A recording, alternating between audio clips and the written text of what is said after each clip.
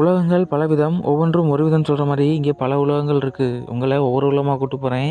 என் கூட வாங்க. இது உங்கள் கற்பனை கதையின் உலகம். அப்புறம் நான் உங்கள் பி.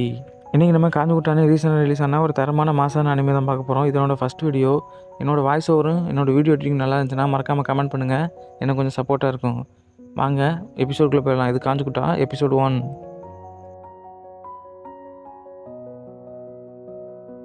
ஒரு குட்டி பொண்ணு தன்னோட முயல் பொம்மையோட கழுத்து பிஞ்சு போனதுனால ரொம்பவே ஃபீல் பண்ணுறா. அதை பார்த்தவங்க அம்மா, இப்போ தான் நான் உனக்கு இதை வாங்கி கொடுத்தேன், அதுக்குள்ளே நீ இதை பிச்சுட்டியா?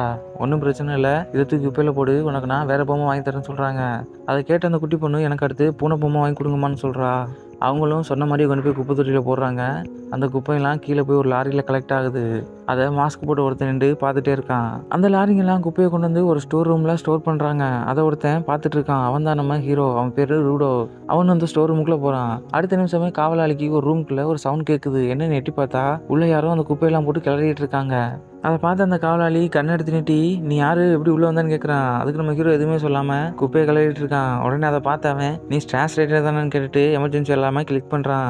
ஸ்ட்ராஸ் ரைட்டர்னா ஒன்றும் இல்லை, குப்பைகளை திருட்டு போவேன். உடனே அங்கே நிறைய காவலாளிகள் வராங்க. அவங்க மேலே குப்பையை அள்ளி தூக்கி வீசிட்டு அவன் அந்த இடத்த விட்டு தப்பிக்கிறான். இருந்தாலும் அவங்க எமர்ஜென்சி இல்லாமல் கிளிக் பண்ணனால டோர் க்ளோஸ் ஆயிருது. உடனே நம்ம ஹீரோவை பார்த்து அவங்க ஷூட் பண்ணுறாங்க. அந்த நேரத்தில் நம்ம ஹீரோவோட கண்ணு ரெட் கலரில் ஆகுது. அவன் ரொம்பவே ஃபாஸ்ட்டாக ஒரு புல்லட் கூட படாமல் அந்த இடத்த விட்டு தப்பிக்கிறான். இருந்தாலும் காவலாளிகள் எல்லாம் அவனை சுற்றி வலிச்சு சரமாரியாக ஷூட் பண்ணுறாங்க. அப்போ ஒரே ஒரு புல்லட்டு அவனோட கையில் கீறிட்டு போயிடுது. இருந்தாலும் அவன் அந்த இடத்த விட்டு தப்பிச்சிடுறான் ஒரு ட்ரைனேஜ் வழியா. நம்ம ஹீரோ அந்த முயல் பொம்மையும் தன்னோட எடுத்து வந்திருப்பான். அடுத்த சீன்லயே ஒரு சிட்டியை காட்டுறாங்க. அந்த இடத்துல ஒருத்தன் ஒரு பிஞ்ச டைரி வச்சு எதுவும் நோட் பண்ணிட்டு இருக்கான். அப்போ 2 பொண்ணுங்க, நேற்று சிட்டியில் ட்ராஷ் நைட் நடந்துச்சான், இதுக்கு காரணம் என்னன்னு ஒரு பொண்ணு கேட்கும்போது, இன்னொன்று பொண்ணு வேற யாரு, அந்த குப்பத்து ஆளுங்க தான் சொல்றா. அது வேற ஒன்றும் இல்லை, நேற்று நம்ம ஹீரோ போனதை பற்றி தான் பேசிட்டு இருக்காங்க. இதை பார்த்து அந்த டைரியில் நோட் பண்ணவன் அந்த இடத்த விட்டு நகல்றான். அப்போ அதை பார்த்த பொண்ணுங்க, இவன் அந்த குப்பத்தை சேர்ந்தவன் தான் போல, அவன் ட்ரெஸ்ஸை பாரு, நீட்டாகவே க்ளீனாகவே இல்லை, பிஞ்சு போன ட்ரெஸ்ஸை போட்டிருங்க அப்படின்னு சொல்கிறாங்க. நமக்கு என்னடா குப்பம்னு ஒன்றுமே புரியல. அப்போ தான் தெரியுது இந்த இடத்துல 2ஆக பிரித்து வச்சிருக்காங்க, ஹை கிளாஸ் அண்ட் லோ கிளாஸ்ன்னு. ஹை கிளாஸில் உள்ளவங்க நீட் அண்ட் க்ளீனாக இருப்பாங்க. அவங்க எந்த ட்ரெஸ்ஸாக இருந்தாலும் ஃப்ரெஷ்ஷாக தான் யூஸ் பண்ணுவாங்க. எந்த திங்ஸாக இருந்தாலும் புதுசாக தான் வாங்குவாங்க. அது மட்டும் இல்லாமல் அவங்க குப்பையை கூட ஸ்டோர் ரூமில் சேஃபாக வச்சிருப்பாங்க. இந்த பக்கம் நம்ம லோ கிளாஸ் உள்ளவங்க பிஞ்சு போன ட்ரெஸ் தான் போட்டிருப்பாங்க, உடஞ்சி போன திங்ஸ் தான் யூஸ் பண்ணுவாங்க. அப்போ அந்த டைரியில் எழுதிட்டு இருந்தவன் தன்னோட குப்பத்துக்குள்ளே போகிறான். அங்கே 2 பேரும் இந்த ஸ்ட்ராஸ் ரைடை பற்றி பேசிக்கிறாங்க. அதாவது நம்ம ஹீரோ போய் திருட்டிட்டு வந்தான்ல, அதை பற்றி பேசிக்கிறாங்க. இங்கே ஒரு 2 பேரை தவிர வேறு யாருக்குமே ஸ்ட்ராஸ் ரைடர்னா யாருன்னே தெரியாது. ஒரு கன்ஃபியூஷன்லேயே இருப்பாங்க. ஆனால் நம்ம ஹீரோ எடுத்து வந்த திங்ஸ் எல்லாம் ரிப்பேர் பண்ணி அந்த இடத்துல சேல் பண்ணுறதுக்காக உட்காந்துருக்கான். அப்போ ஒரு பொண்ணு வரா, அவள் பேர் ஜீவா. அவளுக்கு நம்ம ஹீரோ தான் ஸ்ட்ராஸ் ரைடர்னு தெரியும். உடனே ஹீரோவை பார்த்து, ரூடோ, நேற்று நீ இந்த குப்பையில் கொடுக்கறதுக்காக எதுக்கு சிட்டிக்குள்ளே போன, அந்த காவலாளி உன்னை பிடிச்சிட்டா கடுமையான தண்டனை கொடுப்பாங்க. அது மட்டும் இல்லாமல் குப்பைனா உனக்கு ரொம்ப பிடிக்குமான்னு கேட்குறேன் நம்ம ஜீவா. அதுக்கு நம்ம ஹீரோ, பணக்காரங்க எப்பவுமே நல்லா இருக்கிற பொருளை குப்பையில தூக்கி போடுவாங்க, ஆனால் எனக்கு அப்படி கிடையாது, இதை எடுத்து சரி பண்ணி தான் என்னோட வாழ்க்கையை நடத்திட்டு இருக்கேன் நம்ம ஹீரோ சொல்கிறான். அந்த நேரத்தில் அந்த ஏரியாவை சேர்ந்த 3 பசங்க இங்கே ரொம்ப நாத்தமாக இருக்குன்னு சொல்லிட்டு நம்ம ஹீரோ கிண்டல் பண்ணுற மாதிரி வராங்க. வந்தவங்க சிவா கிட்ட, அந்த கெட்ட நாத்தம் எங்கே இருந்து வந்துன்னு நாங்கள் கண்டுபிடிச்சிட்டோம். அவன் அந்த க்ளவுஸை ரொம்ப நாளாக போட்டிருக்கான், அதை ஒரு நாளும் வாஷ் பண்ணது கிடையாது, அது மட்டும் நீ தொட்டுறாத, உனக்கு ரேஷஸ் வந்துடுன்னு சொல்கிறான். உடனே நம்ம சிவா ஹீரோக்கு சப்போர்ட் பண்ணுற மாதிரி, இப்போ உனக்கு என்ன பிரச்சனைன்னு கேட்குறா.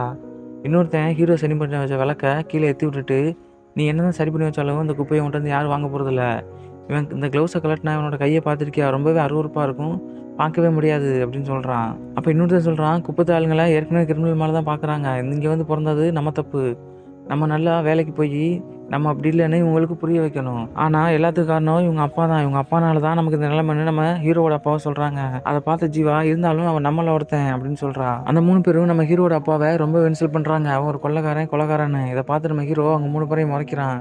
அதை பார்த்து ஷாக் ஆகி அப்பையும் குத்தி அப்படியே இருக்குன்னு சொல்கிறான். இவன் கண்டிப்பாக ஒரு நாள் கொலைகாரன் ஆயிடுவான் அப்படின்னு இன்னொருத்தன் சொல்லிட்டு 3 பேரும் அந்த இடத்த விட்டு நகல்றாங்க. அப்போ நம்ம ஹீரோ ரொம்ப ஃபீல் பண்ணுறான், ஏன் எனக்கு மட்டும் இப்படி நடக்குது, நான் என்ன தப்பு பண்ணேன் அப்படின்னு. அதை பார்த்து சிவா, அவங்க இப்படி பேசுனதுக்கு நான் அவன்கிட்ட சாரி கேட்குறேன்னு சொல்கிறா. உடனே ஹீரோ சரி பண்ணி வச்சா அந்த மயில் பொம்மையை பார்க்குறான். அவன் கழுத்தில் ஒரு கர்ச்சீஃப் போட்டு அது தச்சது தெரியாமல் சரி பண்ணி வச்சுருப்பான். இது நல்லா இருக்குது, அழகாக இருக்குது, எனக்கு ரொம்ப பிடிச்சிருக்குன்னு சொல்லுவா சிவா. இதை விற்கிறதுக்காக நீ வச்சிருக்கியான்னு கேட்கும்போது நம்ம ஹீரோ, இல்லை இது உனக்காக தான் அப்படின்னு சொல்ல ரொம்ப தயங்குவான். அப்போ சிவாவோட அம்மா வந்து சிவாவை கூப்பிட்றாங்க. சிவாவும் இந்த வரமான்னு கிளம்பி போகிறான். அப்போ சிவாவோட அம்மா சொல்கிறாங்க, அவனோட சேரக்கூடாதுன்னு உன்னை எத்தனை தடவை சொல்லியிருக்கேன், நீ கேட்க மாட்டியான்னு. இதெல்லாம் கேட்ட நம்ம ஹீரோ ரொம்ப ஃபீல் பண்ண மாதிரி அவன் வீட்டுக்கு நடந்து போகிறான். நம்ம ஹீரோக்கு அப்பா அம்மா யாரும் இருக்க மாட்டாங்க. அவனை ரெட்ரோன்னு ஒருத்தர் எடுத்து வளர்த்துருப்பாரு. அவர் அவனுக்கு அங்கிள் மாதிரி. அவன் வீட்டுக்கு போன உடனே ரெட்ரோ அவனை பார்த்து ரொம்ப கிண்டல் பண்ணுறாரு, நீ அந்த பொண்ணுக்கிட்ட ரொம்ப வளைஞ்சிட்டேன் அப்படின்னு.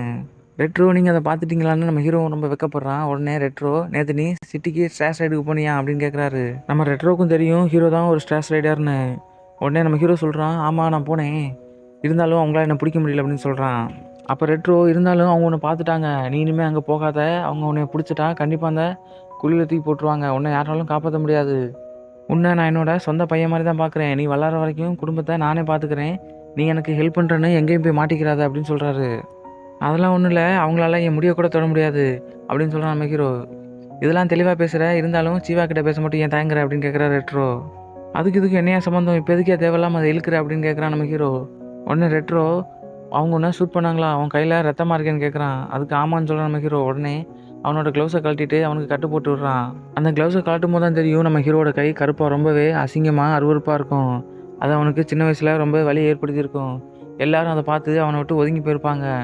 அப்போ ரெட்ரோ மட்டும்தான் அவன்கிட்ட வந்து மருந்து போட்டு விட்டு இந்த க்ளவுஸை கொடுத்துருப்பாரு. அந்த க்ளவுஸை போட்டதுலேருந்து அவனுக்கு வலியும் குறைஞ்சிருக்கும். எல்லா மக்களும் அவன்கிட்ட சாதாரணமாக பழக ஆரம்பிச்சிருப்பாங்க.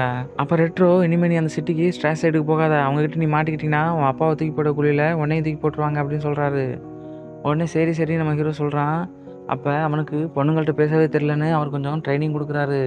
நீ பொண்ணுங்கிட்ட நல்லா சிரித்து பேசினா தான் பொண்ணுங்கள்ட்ட மயங்குன்னு அவனுக்கு சிரிக்கிற ட்ரைனிங் கொடுத்துட்ருக்காரு.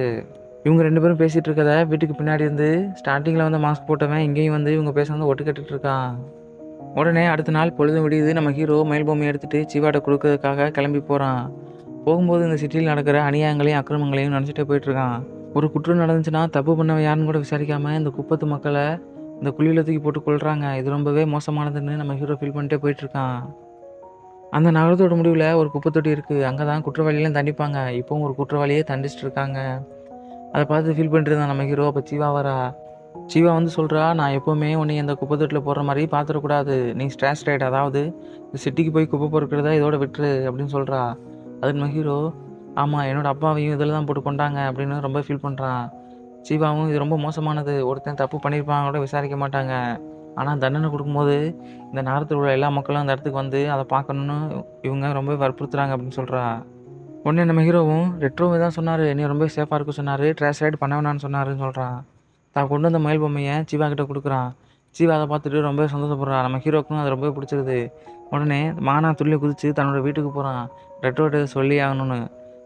வீட்டுக்கு போகிற வழியில் காவலாளிகள் மேலே இடித்து கீழே விழுந்துடுறான். உடனே அவன் அந்த இடத்த வேகமாக கடந்து தன்னோட வீட்டுக்கு போய் டோரை ஓப்பன் பண்ணுறான். எப்போவுமே ரெட்ரோ உள்ளேருந்து திரும்பி பார்ப்பாரு. ஆனால் இந்த தடவை மாஸ்க் போட்ட ஒருத்தன் ரெட்ரோ மேலே உட்காந்து நெஞ்சில் கத்தி இறக்கிட்டு இருக்கான். இதை தடுக்கிறதுக்காக இப்போ நம்ம ஹீரோவை மூக்கை உடச்சி மயக்கமடைய செஞ்சிடறான். நம்ம ரெட்ரோவையும் கொண்டுட்டு அந்த டைரி எடுத்துகிட்டு அந்த இடத்த விட்டு கிளம்புறான் அந்த மாஸ்க் போட்டவன். அப்போ சுயநினைவுக்கு வந்த நம்ம ஹீரோ உடனே அந்த இடத்துக்கு போய், ரெட்ரோ என்னாச்சு, இவன் யார், ஏன் உங்களை கொண்டுட்டு போகிறான், என்னாச்சுன்னு ரொம்ப பதறான்.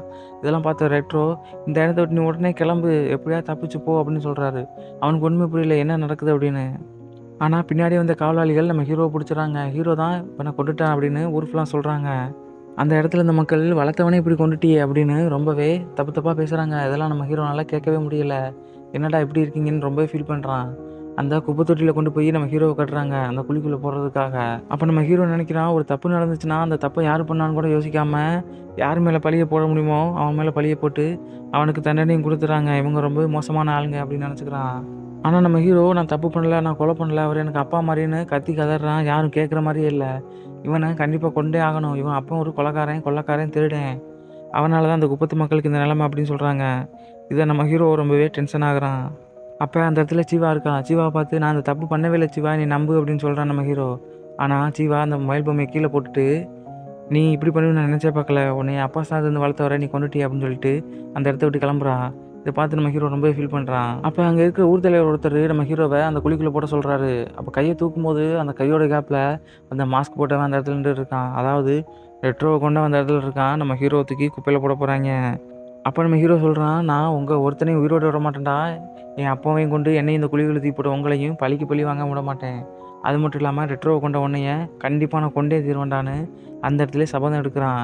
உடனே நம்ம ஹீரோ அந்த குப்பைக்குள்ளே தூக்கி போட்டுறாங்க. ரொம்ப தூரம் உள்ளே போயிட்டே இருக்கான். நம்ம ஹீரோவுக்கு என்ன நடக்குதுன்னே தெரில. ரொம்ப ஆழமாக போகிற மாதிரியே இருக்குது. இருந்தாலும் அவன் உயிரோடு தான் இருக்கான். குப்பைக்குள்ளே போய் அந்த இடத்துல ஒரு மிருகம் மாதிரி ஒன்று நம்ம ஹீரோவை பார்த்து கத்துது. இதுக்கடுத்து என்ன நடக்குதுன்னு அடுத்த எபிசோடில் பார்க்கலாம். இது காஞ்சிக்குட்டா எபிசோட் 1.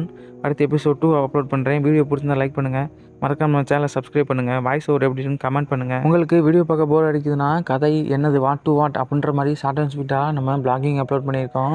அதோட லிங்க்கு நான் டிஸ்கிரிப்ஷனில் கொடுக்குறேன். அப்புறம் நான் உங்கள் பி, இது உங்கள் கற்பனை கதைகளின் உலகம்.